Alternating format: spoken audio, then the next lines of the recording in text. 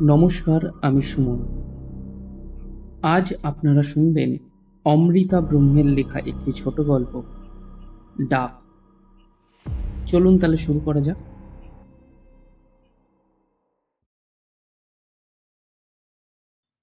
পরকাল সম্বন্ধে আমরা সকলেই কম বেশি অজ্ঞ। তবে শুনেছি কারোর পৃথিবী থেকে চলে যাওয়ার সময় হলে নাকি সেখানকার বাসিন্দারা আসেন তাদের প্রিয়জনকে ডেকে নিয়ে যেতে। এই রকমই একটি ঘটনার গল্প শুনেছিলাম আমার দাদুর কাছে। তিনি আবার শুনেছিলেন তার জনৈক গুরু ভাইয়ের কাছে। যাক, এবার ঘটনায় আসি।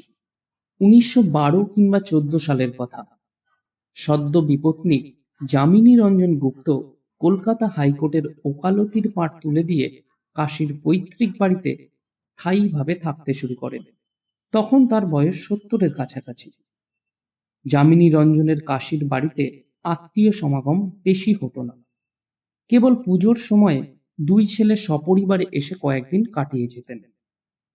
তাই বলে তিনি মোটেই নিঃসঙ্গ জীবনযাপন করতেন না। পরোপকারী পরিহাসপ্রিয় যামিনী রঞ্জন অল্প দিনের মধ্যেই বাঙালি অবাঙালি নির্বিশেষে স্থানীয় সবারই প্রিয় পাত্র হয়ে উঠেছিলেন। তার একতলার সুপ্রশস্ত বৈঠকখানাটি নিয়মিত সান্ধ্য আড্ডা ছাড়াও নববর্ষে, বিজয় দশমীতে, দোলে, জন্মাষ্টমীতে অতিথি সজ্জনে পূর্ণ থাকত। এইভাবে কাশীতে ১২ বছর কাটানোর পর এক শারদোৎসবের শেষে ঘটনাটি ঘটল।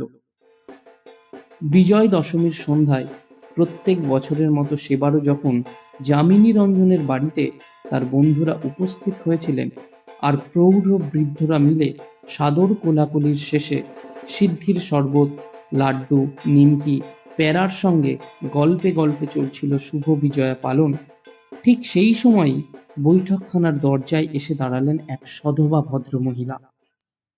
তিনি যামিনী রঞ্জনকে উদ্দেশ্য করে বললেন, এবার চলো।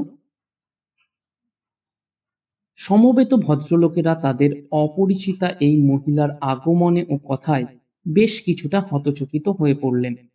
সেই সময়কার প্রচলিত সমাজ ব্যবস্থার নিরিখে এভাবে প্রকাশ্যে কোনো ভদ্রমহিলার, হতে পারে তিনি গৃহস্বামীর বিশেষ পরিচিতা, তবুও এভাবে সম্বোধন করাটা বেশ অশোভনীয় ছিল।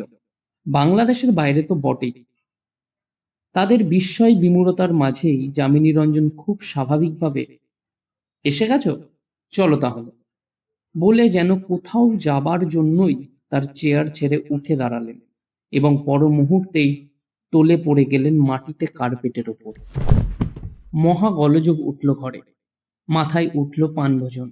উপস্থিত অতিথিদের মধ্যে ছিলেন কাশীর তখনকার দিনের বিখ্যাত কবিরাজ নিত্যধন বন্দ্যোপাধ্যায়।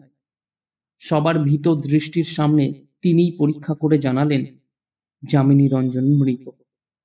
আকস্মিকভাবে হৃদযন্ত্রের ক্রিয়া বন্ধ হয়ে গিয়েছে তার। শুনে অতিথিরা, বেশিরভাগই যামিনী রঞ্জনের কম বেশি সমবয়স্ক বৃদ্ধ, খুবই ভয় পেয়ে গেলেন। অসুস্থ হয়ে পড়লেন কেউ কেউ। সেই গোলযোগের মধ্যে রহস্যময়ী সেই নারী যে কোথায় চলে গেলেন তার খোঁজ করার কথা কারোরই মাথায় এলো না। বিস্মিত যামিনী রঞ্জনের ছেলেরাও কিছু কম হননি। ঘটনার সময় তারা বাড়িতে ছিলেন না। কাশীতে তাদের বন্ধু বান্ধবও কিছু কম নেই। গিয়েছিলেন তাদের একজনের বাড়িতেই বিজয়া করতে। বৌমারা দুর্গা বাড়িতে গিয়েছিলেন সিঁদুর খেলতে। নাতি নাতনিরা তাদের মায়েদের সঙ্গেই ছিল। বাড়ির লোক বলতে কাজের লোক ভিখু ছিল দোতলায়। নিচে হইচই শুনে নেমে এসে ব্যাপার দেখে সে ছুটল খবর দিতে। খবর পেয়ে ছুটে এসে যখন সব শুনলেন, শোকের থেকে বিস্ময়টাই যেন তাদের বেশি হলো। কে ওই ভদ্রমহিলা? বাবাকে কোথায় যেতে বলেছিলেন? তিনি নিজেই বা কোথায় চলে গেলেন? এই ঘটনার পর একবারও এলেন না কেন? নিজেদের মধ্যে বহু আলোচনায়ও এইসব প্রশ্নের উত্তর পেলেন না দুই ভাই। উত্তর পেলেন কদিন বাদেই। বন্ধুর মৃত্যুশোক সামলে উঠে বন্ধুপুত্রদের সান্ত্বনা দিতে এসেছিলেন জনার্দন চতুর্বেদী, সংস্কৃত চতুষ্পাঠীর প্রধান অধ্যাপকদের একজন। সদর দরজা খোলা ছিল। কাজের লোকটি হয়তো কাছেই কোথাও গিয়েছিল। একতলা অন্ধকার দেখে তিনি উঠে এলেন ওপরে। এই প্রথম। এর আগে কখনো এই বাড়ির দোতলায় ওঠেননি তিনি। যামিনী রঞ্জনের শোবার ঘরে বসেই তখন দুই ভাই শ্রাদ্ধানুষ্ঠানের নিমন্ত্রিতদের তালিকা লিখছিলেন। তাদের স্ত্রী ছেলে মেয়েরা ছিলেন ভিতর দিকের ঘরে। যাই হোক, সিঁড়িতে পায়ের শব্দ শুনে বেরিয়ে এসে পিতৃবন্ধুকে ঘরে নিয়ে গেলেন তারা। বসতেও বললেন, তবে চতুর্বেদী বসলেন না।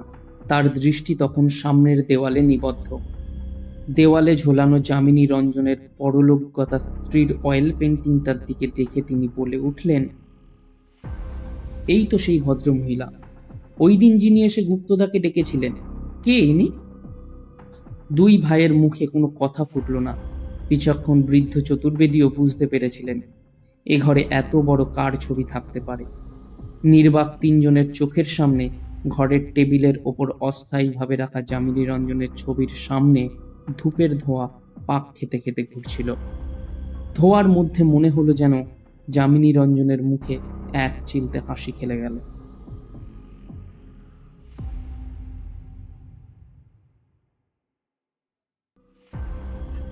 আজকের গল্প এই পর্যন্তই। সবাই ভালো থাকবেন, সুস্থ থাকবেন। খুব শীঘ্রই ফিরে আসবো আবার একটি নতুন গল্প নিয়ে।